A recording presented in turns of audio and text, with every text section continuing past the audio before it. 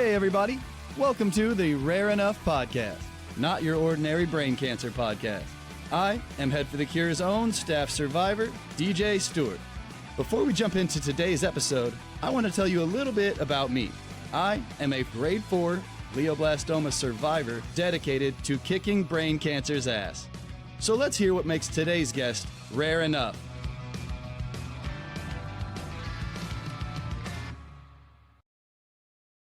Before we dive in, don't forget to subscribe and download. It helps this little podcast reach people who need a reminder that they are rare enough too. Thanks for being here. Let's get into it. All right, welcome to the podcast, a pioneer in the weather prediction and meteorology, longtime supporter of Head for the Cure, cancer survivor, and my friend, the one and only Gary Lezak. What's going on, Gary? How you doing this morning? I'm doing great, DJ. I'm just so glad to be here. I'm doing fantastic. There's so much going on with this weather pattern, crazy winter we just had. Now we're into the Head for the Cure season with all the 5Ks. Oh, I know, man, and I am getting excited for it. This weather has been, like you just said, it has been crazy here in Kansas City, but I am enjoying these 70-degree days, man. As a skateboarder, golfer, motorcycle, I am ready to get out there. But we could talk too much about the weather. I want to get diving in, talking about you, and we'll probably come back to all of that. As I mentioned a bit in the intro, I know you're a cancer survivor, and you were facing a life-threatening sarcoma more than 20 years ago. Can you tell me a little bit about your personal journey and how it changed your perspective since that time? Yeah, absolutely. Here it is, 2025, so it was 25 years ago where I was finishing up my chemotherapy treatments. I had a rare form of sarcoma called extraskeletal osteogenic sarcoma, out of the bone cancer.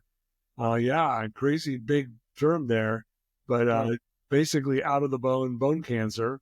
I had a tumor in my arm. I got a big scar right there. I have a tumor in my arm, and sounds like as you said, you're a skateboarder. I don't know, you do all kinds of risky things, in my opinion. Yeah, that's kind of my thing. So, but, I was rollerblading back in 2000. My partner, Andy, took me out rollerblading, and he was really good at it, and I was not. And so it was just my second time probably, and he was trying to show me how to stop. And we were in Shawnee, out near Shawnee Mission Park area, and we were going up and down these hills. And now, granted, he was going up and down these hills. I decided, okay, I can see as I come up the other side, I'll stop. But I went 5 feet, I fell, and I broke my right wrist.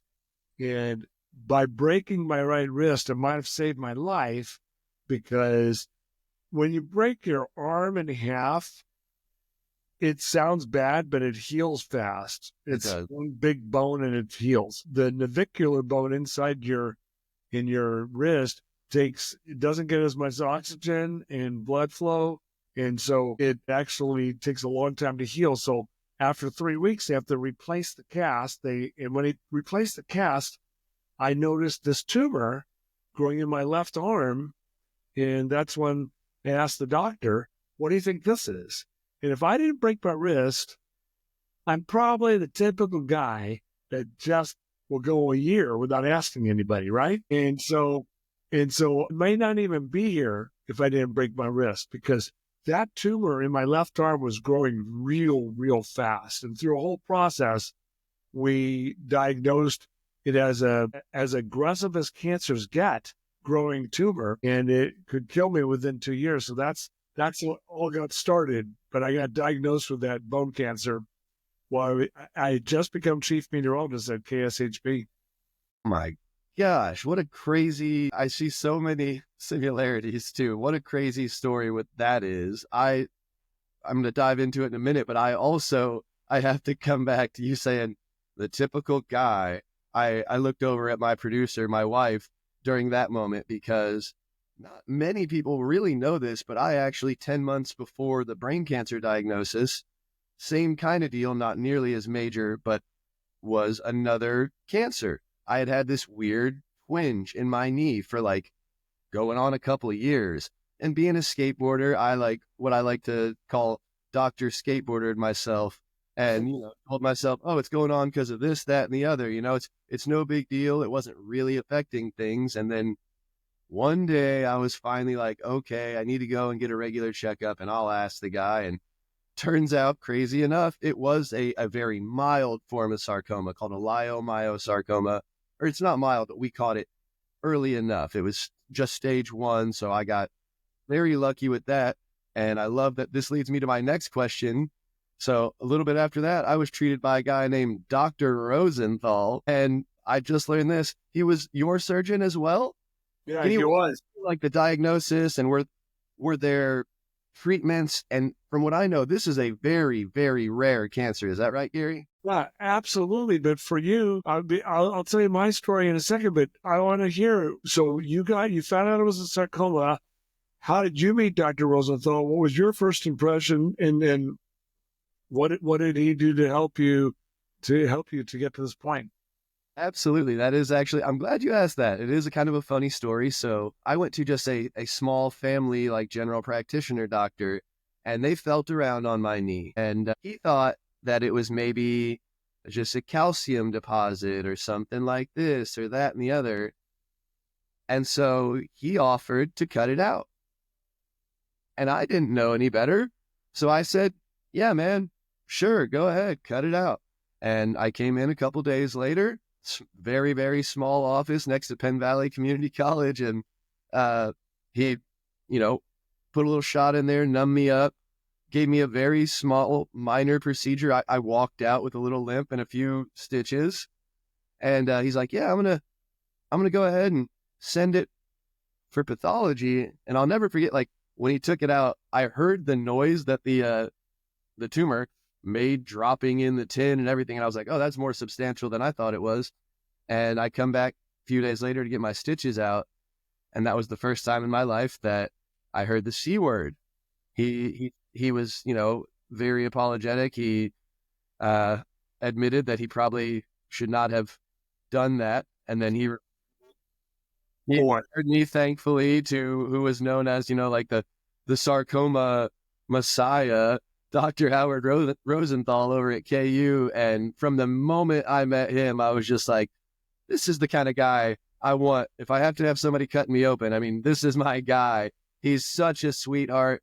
He seems to genuinely care about everybody that he comes in contact with. And he just always had a smile, which is so important for me. As a goofy, smiley guy, he kind of matched my energy, and I love that.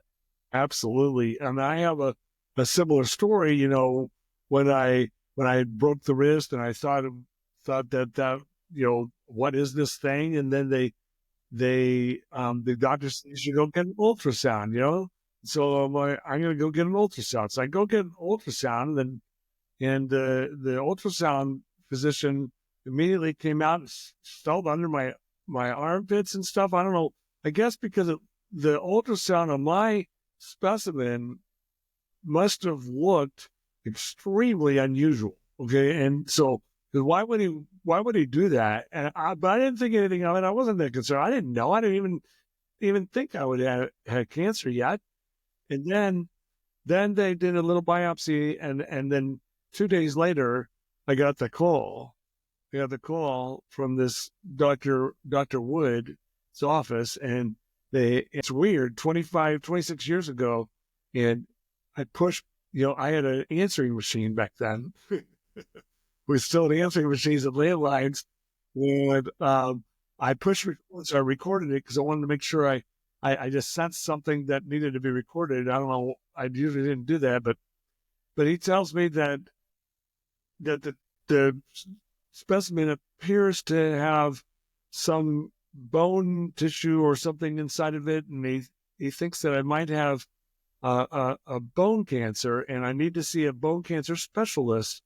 And I said, okay, well, that's good. Okay, well, when should I go see this? Today. I said, today? He says, yes, you really need to go see this doctor today. I already set up an appointment for you. It was one of those things. So I called work, told them I was going to be late for work. Yeah. And Andy and I go to Dr. Rosenthal's office.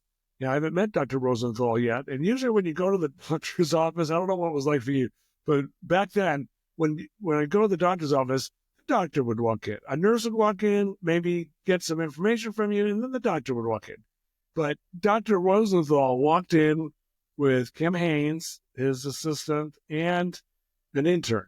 Okay. So, but it was 3 people. When 3 people walk in the room, you immediately, you know what I mean? It's like, Yeah, you come to attention. You're like, wait a second, this is how serious is this? And he right then and there already had enough information to diagnose me and tell me with confidence. And you know, Dr. Rosenthal, Gary, what you have is a rare form of bone cancer that 6 adults get a year in the United States. And he told me this in our first meeting. right. But he said it with such confidence that I had no doubt that he was likely right. And I had confidence in him. So that's how I met Dr. Rosenthal. He's a friend to this day. I probably need to talk to him. It's been a little while. But he's a great man. And we arranged for the surgery. We had the surgery, and he's not pleased with the scar that was left. And he says it's my fault because I would like flex and say, look, you can still water into that little area if you're in the desert. But yeah, that's how I met Dr. Rosenthal. And later on, I had the diagnosis of the extraskeletal osteogenic sarcoma, and I began extremely aggressive chemotherapy where I would spend a week at a time in the hospital. He probably cured me. Dr. Rosenthal probably, most likely, and he would probably agree, what he did in here to get rid of all the cancer, and I found it early. Early detection is so important. If I would have waited a year, goodbye. But he likely cured me, and then chemotherapy was just an insurance. Man, first off, thank you so much for calling out the early detection thing, people. If you feel weird, go. Listen to Gary. He would not have had a shot. I wouldn't have had a shot. Go. That's the first thing you got to do is find out what's going on, so you need to find it. So thank you so much for telling us that crazy story, man. I loved hearing it. I know it has to be so weird looking back. I can kind of see it in your eyes, like to think that that's now 20 some odd years ago. It kind of brings me right to the next point that I wanted to make. And that was, you've been a supporter of Head for the Cure, which brought us together for so long now. How does, your experience with a rare cancer kind of impact your understanding of other, forms of rare cancer, like brain cancer, the main focus of Head for the Cure? That's a great question. And it's just, there's so much to it, but absolutely it helps me relate to when I go to Head for the Cure events and other events where serious cancer patients are there and they have their stories. But yeah, brain cancer is a horrible diagnosis. What it does for me being a survivor and now at 26 years, it does bring perspective to, in so many ways. It's not that you take it for granted after a few years, but it's a great reminder of what I went through and how close I was to, if I wasn't fortunate to meet Dr. Rosenthal, if I wasn't fortunate to have the rollerblading accident, I might not be here to be able to share my story. So when I go through these events, it allows me to listen better, to understand, and to hear these stories, and to be inspired by other people's stories, not just to share my own, but I get inspired when I'm at these events. That's beautiful, man. And I want to point out one thing you said that really made me smile so much. It was that if it wasn't for that rollerblading accident, you know what I mean? I know that obviously it turned into a life-saving thing, but I always talk about how my death sentence turned into a dream job. And so I love when people find the positives in the negatives, and you did it just very casually there. So I wanted to shout that out. That speaks to who you are as a guy. I want to dive in more about the event side of it. So I know you and our founder, Matt Anthony, you've been friends for a long time, and I know a little bit, but I want to talk about that friendship, and I want to talk about, what was it called? Shave to Save? Is that how this all came together? Yeah, that's how I met Anthony. Matt Anthony is an amazing guy, as you know, and he founded the Shave to Save fundraiser. He founded Head for the Cure after his brother had died of brain cancer. And so he had another host or MC of the Shave to Save fundraiser, and he thought that I might be a good host. Came to KSHB. I remember I'm not a mental movie type of guy, but I'm making a mental movie right now of him walking in to the KSHB doors and me being told that Matt Anthony's here to see you. And we met in the lobby for like maybe an hour. I mean, we literally sat down and he told me the whole story of his brother, about Shave to Save, and how would I be interested in helping in MC this event. And so I didn't know much about Head for the Cure that he was also founding at the time and getting that rolling. And I can imagine how that first year or two of any first year event is. And I always like to be involved in the second year events because I've been emceeing a lot of things, and first year events are always difficult no matter how great it might become. And then, but Matt inspired me then, and we've been friends ever since. So we've been friends 25 years too. And then 23, 24 years. But when he walked in there, I said, yes, I want to be involved. And then that year I became MC of that Shave to Save fundraiser. And in that event, DJ, let me just tell you, is inspiring. From that first year to the final year that I did it, and then Kevin Holmes at KSHB took over some of that emceeing of that event. But the most amazing thing is when you're at these events, and it's not just meeting people that are going through treatments, the people getting their head shaved. I didn't get to do it because my head shaved already. It's bald pretty much. And that's a whole other story, but because, you know, when I had chemotherapy, I became bald. I lost my eyebrows, eyelashes, every hair in my body gone. That's a whole other side story. But then my hair grew back, and then my hair fell out. So I think I was destined to be bald anyway. So it's fantastic that I had cancer and I had to go through that horrible chemotherapy just so I could go bald. Because then when I really went bald a couple years later, I was like, what's the big deal? You know? You were used to it. So guys out there, don't be insecure about going bald. It's no big deal. I did it. I was bald for a few years. No problem. There you go. So anyway, at these events, you meet people that are going through treatments that are getting their heads shaved. You meet people that are spouses or, amazingly, children.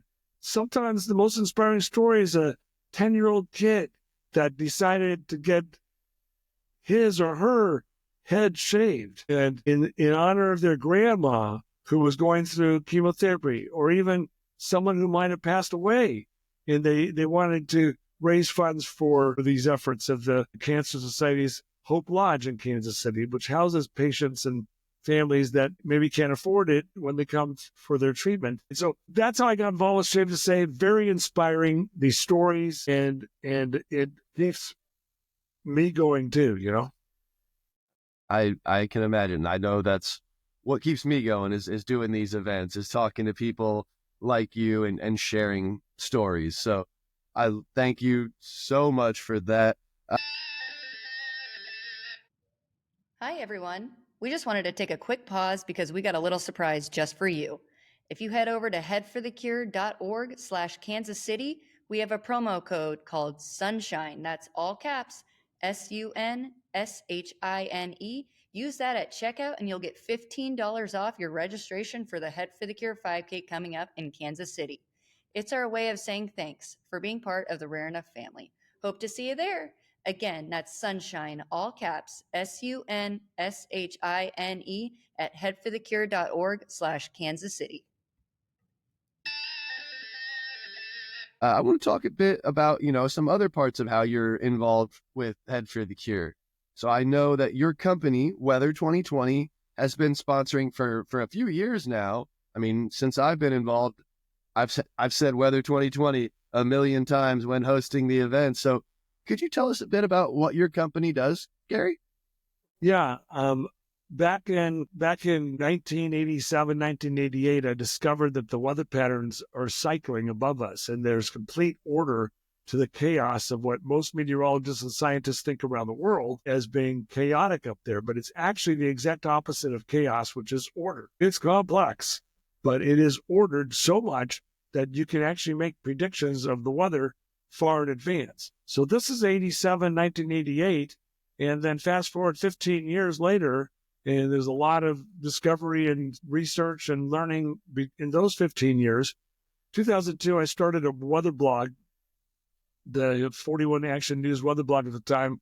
Now, KSHP still has that blog that's going, but it was real popular in 2002, 2010, and that 8-year stretch, especially where if there was a winter storm coming in, you can imagine I added my insight. So I had 60,000 people coming to that blog just to read it. And they started noticing that I would say, hey, look at this storm. It looks just like one 50 days ago. And I would always say, look at what it looked like 50, 60 days ago, whatever it was that year, that cycle length. And so the bloggers said, why don't you start forecasting instead of saying, look back, can't you see this looks like that? So I started projecting forward through the blog saying, we're going to have a winter storm February the 8th. And it might have been January the 1st. That's 30, 40 days away. And then I would be right. It would happen. And the bloggers noticed that over about a year, and they said, this needs to be named something. I'm saying, whatever, it's my theory. Whatever you name it, you name it. And they named it Gary's Recurring Cycle one morning. And then the next day, the bloggers came in, it should be Lezak's Recurring Cycle. So they call it the Lezak Recurring Cycle, the LRC at that point. And I said, well, whatever it's called, it's called. But in Kansas City, a lot of people will yell out, hey, LRC. And so, but the rest of the world is still learning about it. It impacts everything. The weather is predictable. The storm systems that Kansas City had this winter, this year is cycling in about 41 days, roughly. November 30th, it snowed. January 10th, it snowed. And February the 18th, it snowed. If you add those dates up, it's about 40 days apart for each one. Almost all the snow that fell in Kansas City, 21 of the 23 inches, fell during those stretches. The only other one was a couple weeks ago when we had that snow and the wind and all that stuff. Yeah. That 2 inches. But that was also predictable. But anyway, Kansas City, it's predictable. Louisville, Kentucky, it's predictable. London, England. And so the weather pattern is cycling. So severe weather, hurricanes, etc., can be predictable. So Matt, that'd be a good idea if we, and I thought it'd be a great idea too. Let's sponsor these Head for the Cures, and then I came up with the name Beautiful Cast. I was waiting for it. Beautiful Cast, because no matter what the weather, it could be. I've been out at this is not good news for Matt Anthony. She'll remember the day we had the big thunderstorm where there was lightning and thunder. We probably shouldn't have been outside. And were you at that event? I'm trying to think. I was at one a little bit sketchy. I'm almost 6-year survivor now. So I want to say, was that maybe 19 or something? Yeah, it was about 5-6 years ago. Yeah, it was a rough one. I remember, we do the actual run aspect of it, or do we call it?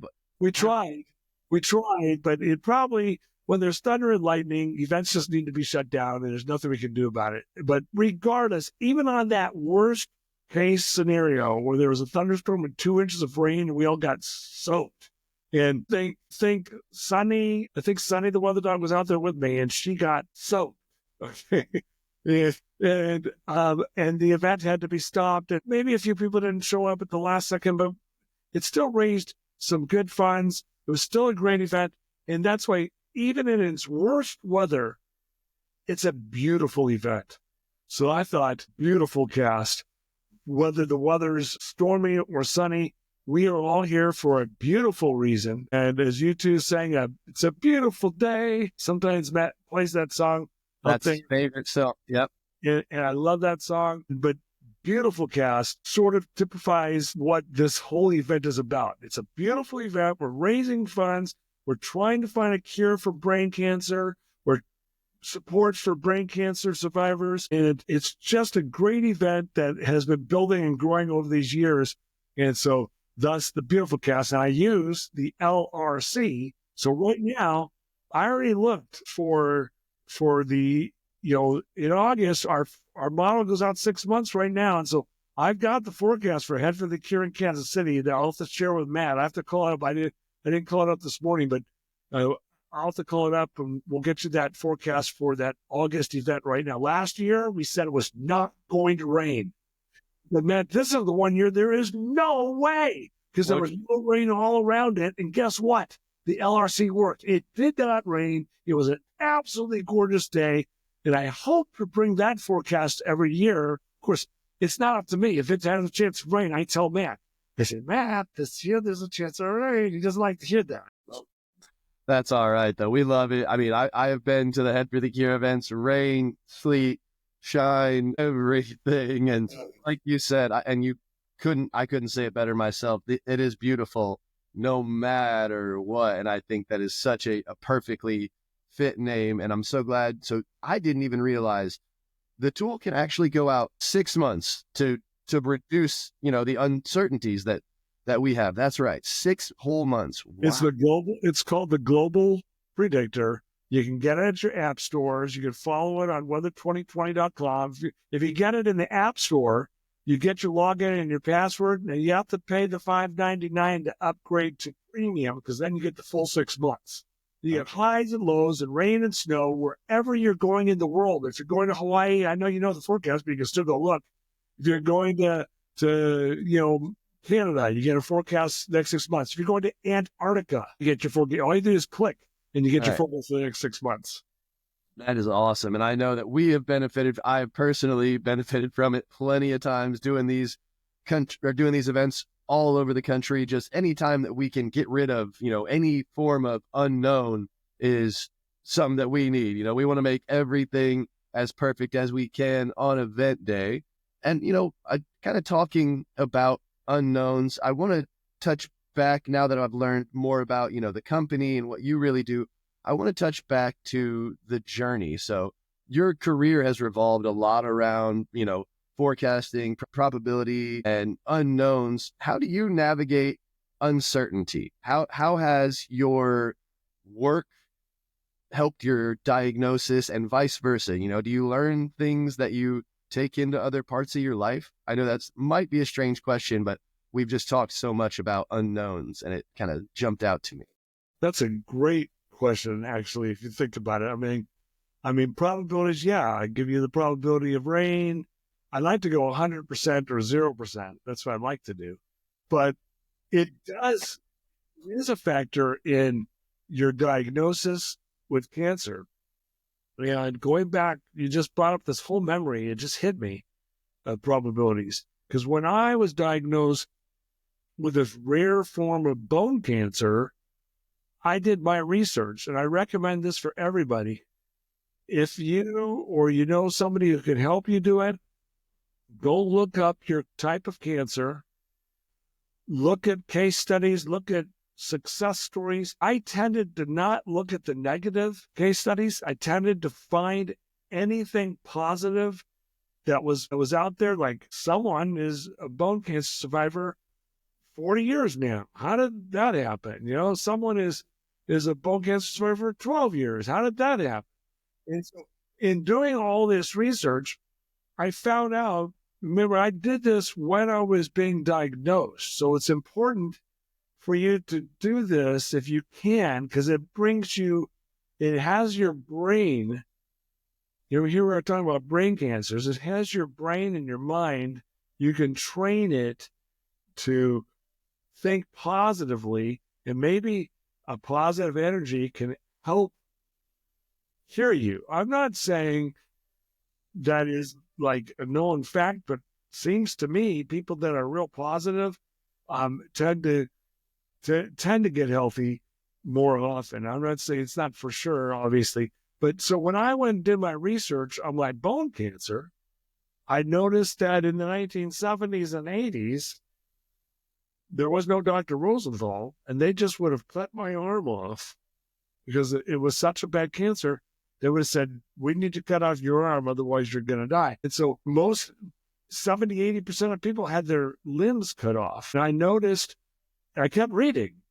I noticed in the 90s, the 10 years leading up to when I got diagnosed, that stopped happening.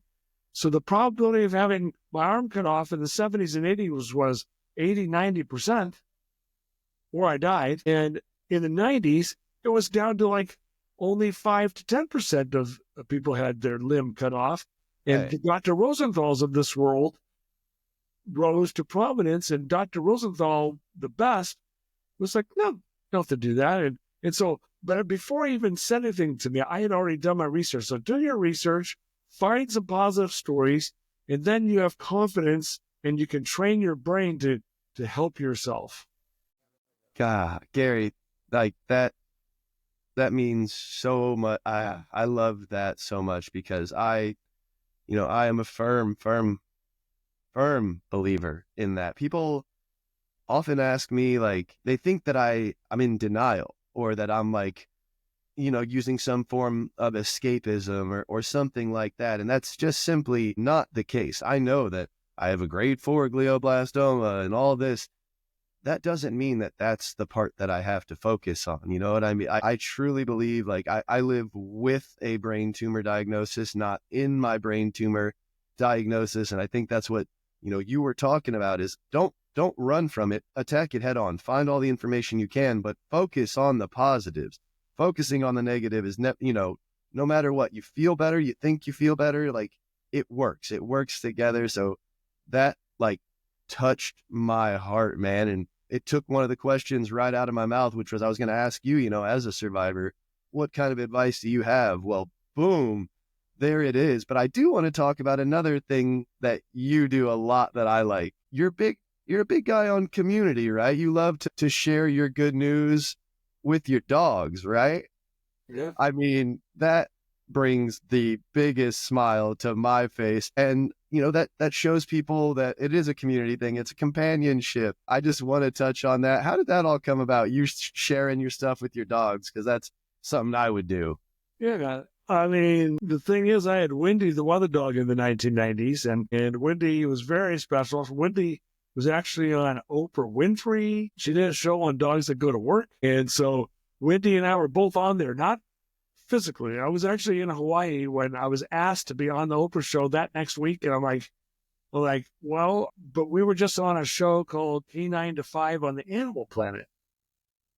So Wendy was real famous, but Oprah started her show. Meet Wendy the weather dog. She belongs to a weatherman who works at an NBC station in Kansas City. Her accuracy is only 45%. So that's Oprah Winfrey talking, which is really cool. I got that clip. I'll have to share it with you.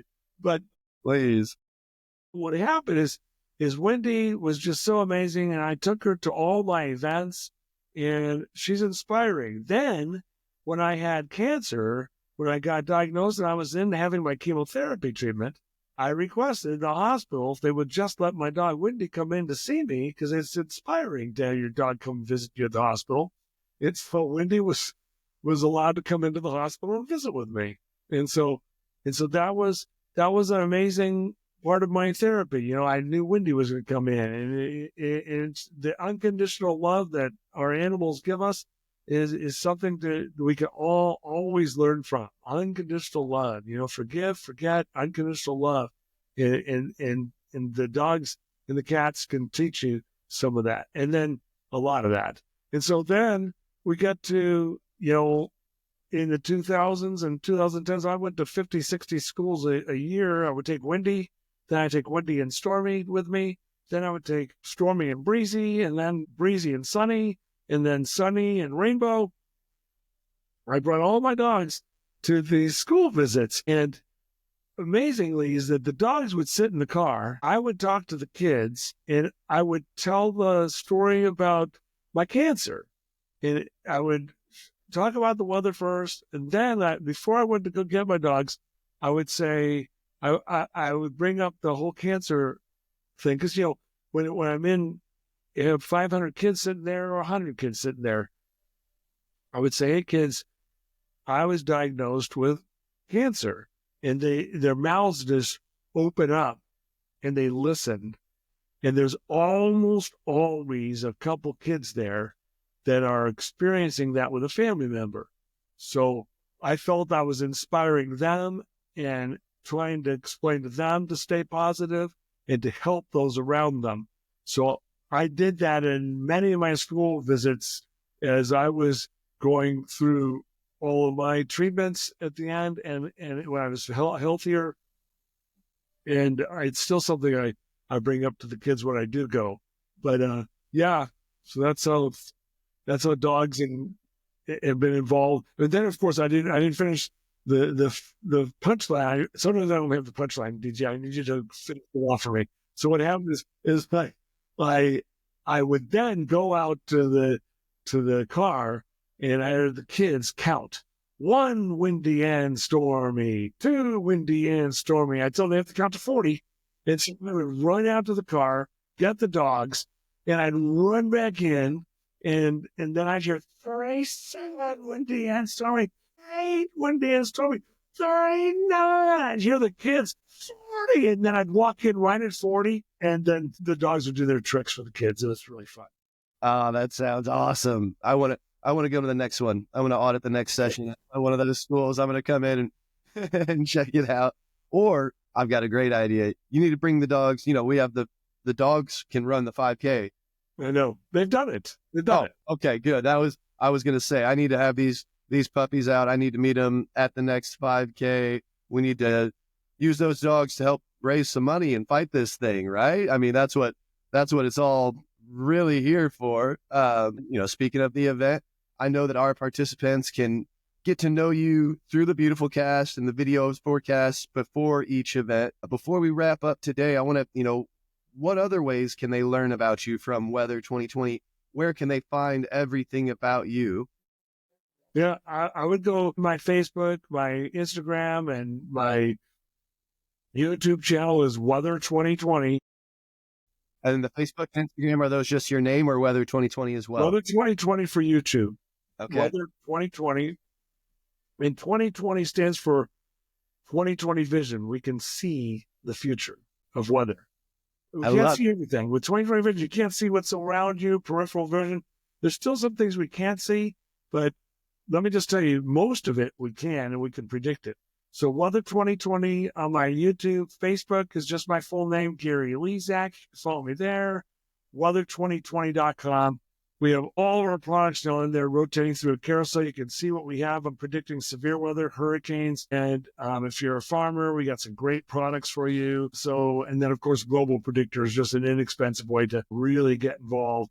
But weather2020.com. And then I'm on TikTok. So I love it. I mean, we always want to know where to find you. And I just want to thank you so much for spending this morning with me, for sharing all your insights from the cancer diagnosis to why you're involved with Head for the Cure to the amazing work that you do at Weather 2020. It's been so fun and educational for me. I'm going to go ahead and do our send off. I always have 4 choice letters for cancer, starting with F. So I do a 3, 2, 1. Fuck cancer. Gary Lezak, thank you so much for joining us. I can't wait to see you in August. Bring those dogs out, and I can't wait to check out Weather 2020. Thank you. beautiful cast. The beautiful cast. The Rare Enough podcast is intended for informational and educational purposes only. The content shared in this podcast should not be considered medical advice or a substitute for professional diagnosis, treatment, or medical guidance. Always consult with a qualified healthcare provider regarding any medical condition or treatment decisions. Thank you for listening, and don't forget to subscribe.